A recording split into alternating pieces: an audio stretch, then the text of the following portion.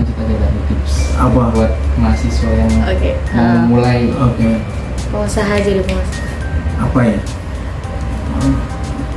Ya intinya buat teman-teman yang mau memulai bisnis dan segala macam, entrepreneurs itu pahami dulu passionnya kalian itu apa.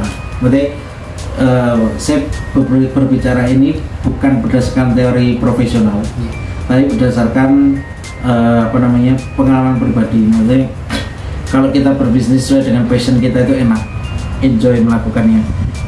Passionnya di makan, di kuliner, ya silahkan bikin bisnis kuliner. Passionnya di suka mereview sesuatu, mungkin ya jadilah mungkin YouTuber yang reviewer atau segala macam.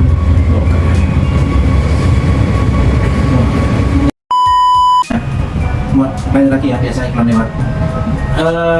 Yang pokoknya sesuaikan dengan passion dengan semua, teman-teman semuanya passionnya apa, dan mulailah dari sesuatu yang paling sederhana. Kecuali teman-teman sudah punya modal yang besar, punya ilmu bisnis yang kuat, ya monggo lah mau berkreasi dan segala macam. Karena tetap yang namanya bisnis itu resiko itu pasti ada. Terus pengalaman itu pasti dibutuhkan. Mau dengan teman-teman semua anaknya pengusaha dan segala, atau anaknya konglomerat atau anaknya pembisnis hebat, itu pasti ada step yang harus dilalui. Tidak ujuk-ujuk ya, kecuali tinggal mewarisi privilege ya, tinggal ada privilege-nya gitu, tinggal mewarisi, tinggal meneruskan, itu beda. Kalau konteksnya adalah membangun bisnis, otomatis ada step yang nggak bisa hilang, yaitu peletakan batu pertamanya itu. Artinya tetap harus dari nol, pengalamannya harus dari nol juga, dibangun pelan-pelan gitu. Dimulai dari yang paling sederhana, yang namanya bisnisnya jual beli, yang penting penjual itu jangan sampai takut untuk melihat bisnis kita. Nah itu ya itu bikin sesederhana mungkin. Kayak saya misalkan, saya kalau tanya sama temen-temen, bisnis paling sederhana itu apa? Angkringan, saya bilang.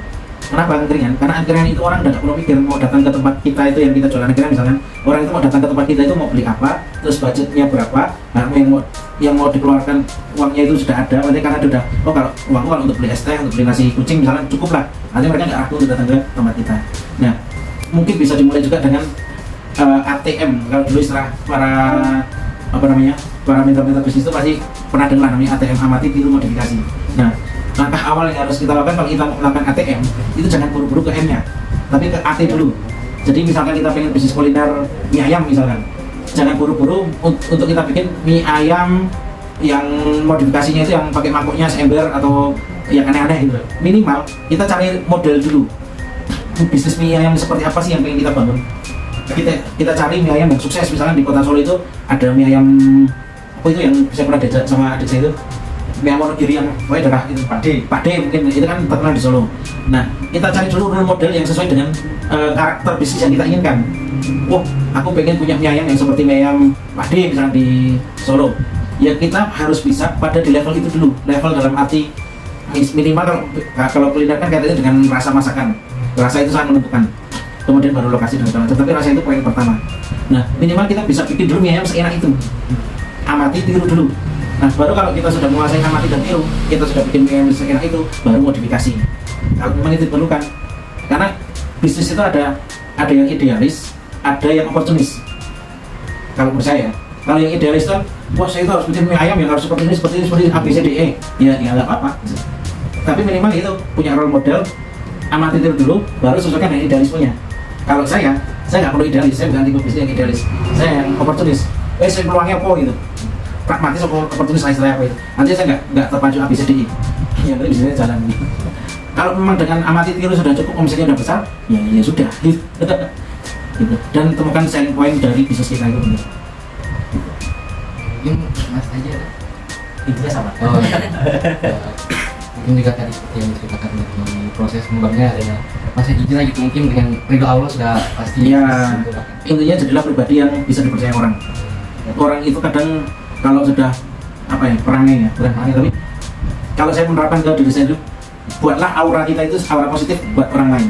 Jadi kalau orang lain melihat kita itu minimal udah nyaman duluan. Nah itu salah satu trik untuk kalau yang teman-teman belum punya modal.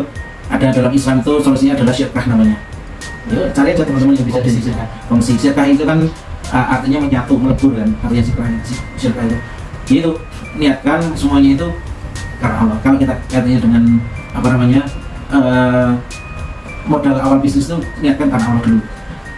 Dan mulailah apa namanya bisnis kita ini dan jalankanlah bisnis kita ini dengan rel yang sudah ada. Relnya itu apa? Syariat terutama. Patokannya itu syariat. Fun fact, bukan fun fact. Tapi saya itu setiap memulai apapun terkaitannya dengan bisnis terutama, itu pasti saya konsultasi dengan teman saya, bisa saya percaya tentang pengetahuan tentang syariat. Halal haramnya, akad-akad di bisnis itu yang saya lakukan itu benar atau salah. Contoh, dulu waktu saya masih jadi driver di wisata itu, saya baru tahu ternyata uang tip itu haram. Padahal uang tip itu adalah uang yang sangat diharapkan oleh para driver untuk bisa dapat itu. Tapi ternyata itu haram kalau tidak ada akadnya. Saya baru tahu itu karena saya kalau kaitannya dengan boleh nggak mengaitkan itu. Nah ini teman-teman dari Muhammadiyah semua ini, UMS semua. Nah itu pelajari dulu apa yang kalian lakukan itu sesuai dengan syariat. Kalau udah sesuai, insya Allah nyaman lagi jalankan, lebih nyaman, lebih aman, lebih barokah yang pasti. Itu ternyata uang tipu haram, ya udah. Kalau ada, jadi bukan saya terus tidak menerima tip, saya tetap menerima tip, tapi dengan akad. Akadnya ke siapa? Ya ke yang berhak menerima tip. Karena menerima tip itu kan punyanya owner, bukan punyanya driver. Gitu. Itu hal kecil yang sama-sama menerima uang, tapi nilai keberkahannya itu beda gitu. Yang satu berkah karena itu hak kita, yang satu berkah karena itu hak kita. Hak kita karena itu ada akad gitu. Nah itu kaitannya dengan secara spiritual, yang mulai bisnis seperti apa gitu tadi. Jadi secara umum tetap apa namanya, carilah bisnis. Ini saran saya bukan buat teman-teman yang modalnya terbatas, karena saya juga bukan orang kaya. Terakhir dari modal yang pas-pasan juga. Carilah bisnis yang sesederhana mungkin sudah bisa jalan. Sesederhana mungkin, semurah mungkin. Contoh angkringan itu tadi lah. Wes di Jogja itu, saya nggak tahu ya kalau di Solo. Kalau Jogja itu mau mulai angkringan cukup dengan 1 juta. Kenapa saya bilang 1 juta cukup? Gerobak nyewa gerobak dan alat-alat itu di Jogja itu kalau sekarang itu cuma 250 ribu.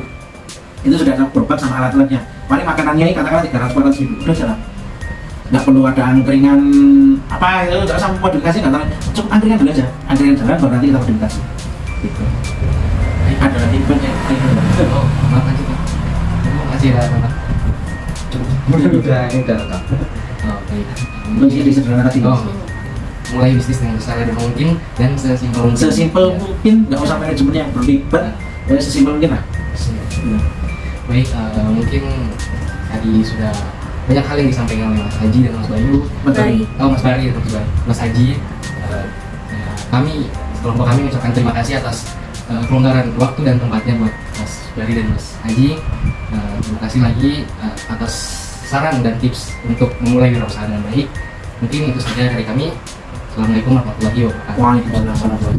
Why you always in the mood? Fucking around acting brand new. I ain't tryna tell you what to do, but try to play it cool. Baby, I ain't playing by your rules. Everything look better with a view, yeah. Bebecita, why you play with me?